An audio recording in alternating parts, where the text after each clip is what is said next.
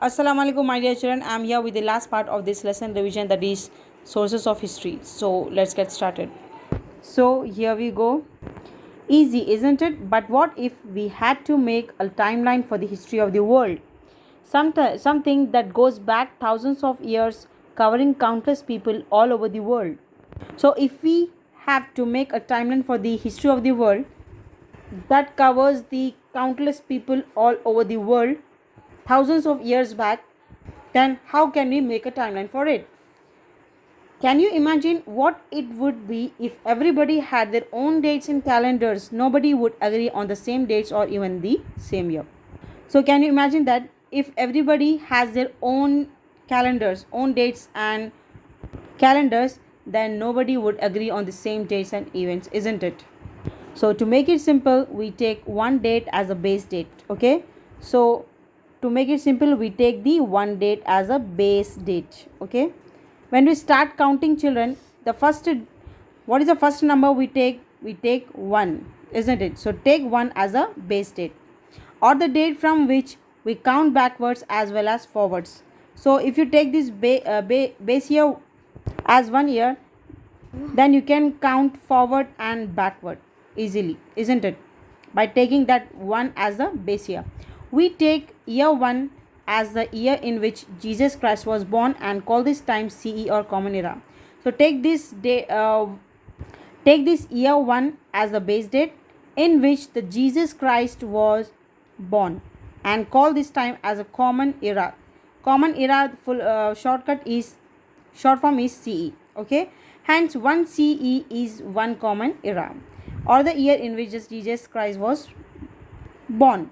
So take this 1 CE as 1 Common Era, or the year in which the Jesus Christ was born.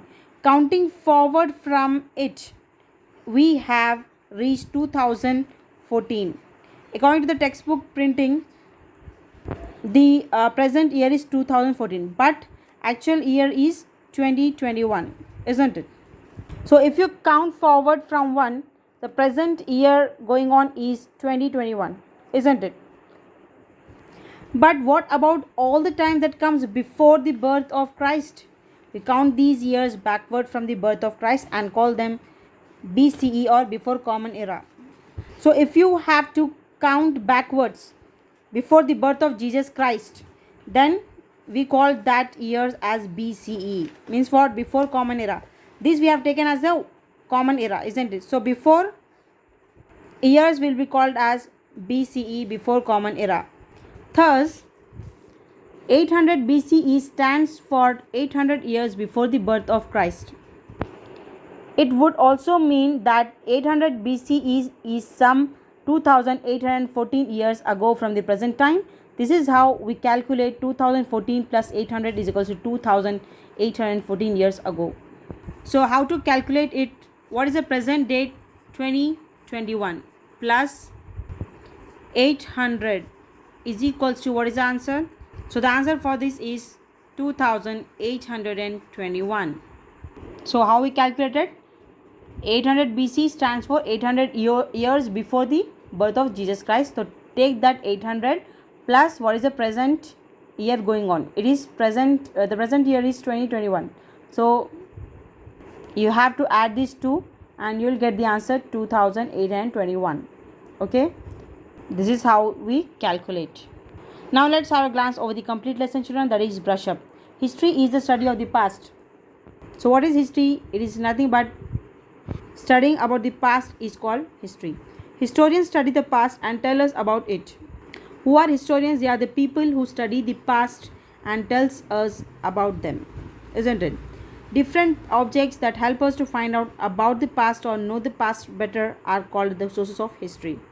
So what are sources of history? The objects, the old objects from which you can gather the information about the past. They are the sources of history.